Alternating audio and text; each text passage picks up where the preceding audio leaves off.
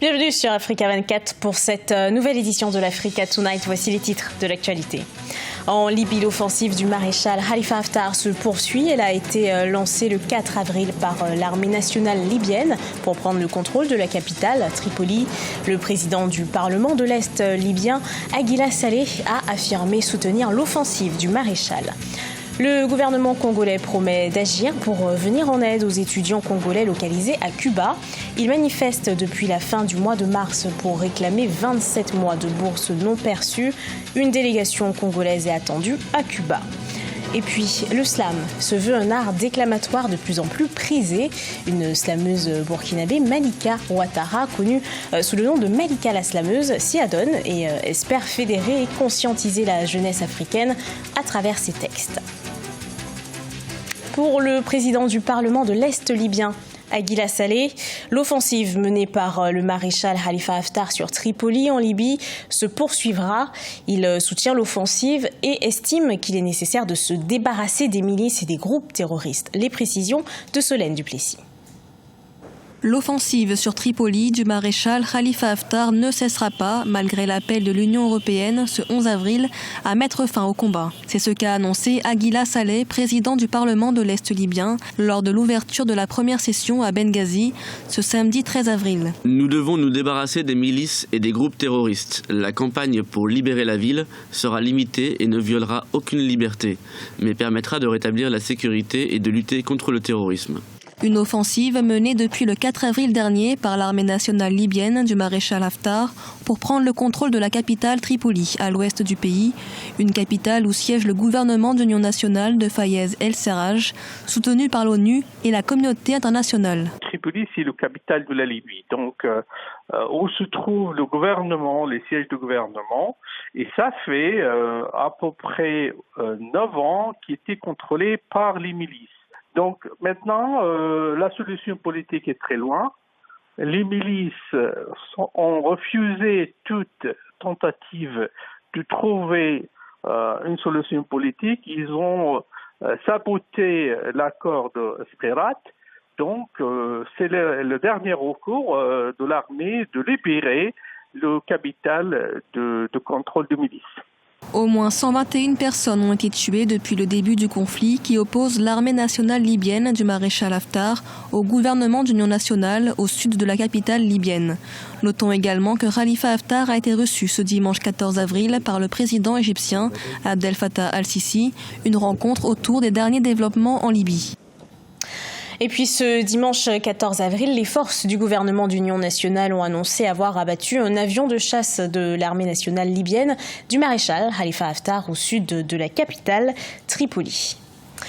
Suite aux affrontements entre la police cubaine et les étudiants en médecine de la République du Congo à La Havane, le 8 avril, une délégation congolaise est attendue à Cuba. Elle compte procéder à une évaluation de la situation afin d'apporter des solutions. Ces étudiants avaient entamé un mouvement de protestation à la fin du mois de mars pour dénoncer le non-versement de leur bourse par le gouvernement congolais durant 27 mois. Thierry Mungala, ministre congolais de la communication et porte-parole du gouvernement, affirme que le gouvernement compte trouver une solution pour le versement de ces bourses, et ce, dans les meilleurs délais. Écoutons-le. C'est une situation conjoncturelle liée à des problèmes financiers. Le gouvernement a décidé d'envoyer une délégation de haut niveau à Cuba. C'est donc pour discuter de vive voix et avec les autorités cubaines qui sont les autorités accueillantes de notre communauté estudiantine et avec les étudiants eux-mêmes. Elle y va pour régler les problèmes qui peuvent être réglés dans l'immédiat et toucher du doigt les problèmes qui, sans pouvoir être réglés tout de suite, pourront l'être dans un délai raisonnable, c'est-à-dire au retour de la délégation quand les choses pourront se faire. Les voitures d'occasion s'imposent sur le marché de l'automobile africain. Ces voitures très prisées proviennent du Japon ou encore du Moyen-Orient.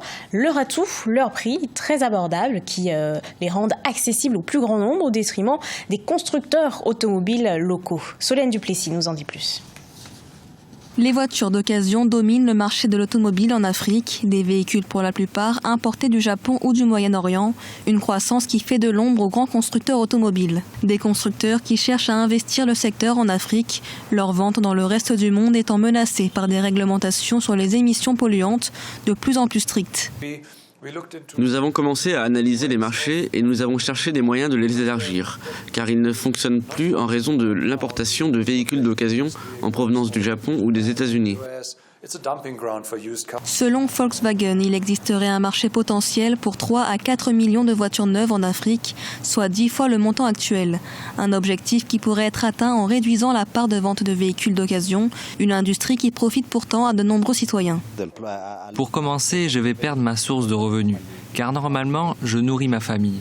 J'éduque mes enfants en utilisant les recettes que je tire de l'industrie automobile. De nombreux constructeurs comme Volkswagen, BMW, Toyota ou encore Nissan font pression sur les gouvernements africains afin de réduire les importations de véhicules en Afrique subsaharienne. Pour développer la production locale, les constructeurs disposant d'usines locales d'assemblage pourraient bénéficier d'exonérations fiscales sur près de 10 ans et d'une exemption de droits de douane au Nigeria, au Kenya et au Ghana. Au sud-ouest du Nigeria, dans une ville du nom d'Igbo-Ora, les habitants ont pour particularité d'avoir le taux de natalité de jumeaux le plus élevé au monde. Un mystère non élucidé par les scientifiques. Les habitants estiment de leur côté que ce phénomène est dû à la nature de leur alimentation. Marie-Colette Babasagada. Bienvenue à Igbo-Ora, ville du sud-ouest du Nigeria, surnommée l'énigmatique ville des jumeaux. Des enfants rangés et alignés par paire, avec des visages identiques, se comptent par centaines. Ici, le taux de naissance gémellaire est environ 4 fois plus élevé que dans le reste du monde. Les habitants, eux, ont leur propre théorie pour expliquer ce phénomène. Il y a tant de jumeaux à Igbo-Ora à cause de la feuille d'okra que nous mangeons. Si les résidents et les visiteurs mangent la feuille de gombo, ils donneront naissance à des jumeaux. Les jumeaux sont courants dans le groupe ethnique Yoruba qui domine le sud-ouest du pays. Une étude réalisée dans les années 1970 par un gynécologue britannique a révélé qu'environ 50 couples de jumeaux étaient nés sur 1000 naissances dans la région. Culturellement, les jumeaux sont reconnus à travers des noms spécifiques, Taiwo pour le jumeau premier-né et Kewint pour le second. Comme je mange beaucoup de feuilles de gombo, j'ai donné naissance à 8 paires de jumeaux. Mais seulement 4 paires sont encore en vie. Les jumeaux sont très bons. Nous avons un festival spécial au cours duquel nous mangeons des haricots et de la bouillie. À Igbo-Ora, les jumeaux suscitent de nombreuses curiosités. Pour l'heure, les scientifiques ne sont pas encore parvenus à élucider ce mystère, même si l'une des raisons plausibles évoquées reste l'aspect héréditaire. Dans les croyances nigérianes, la naissance gémellaire est un bon présage.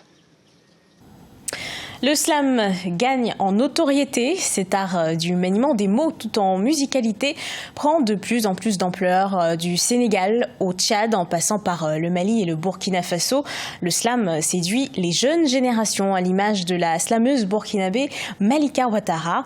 Portrait justement dans ce reportage de notre correspondant Mokhtar Bari.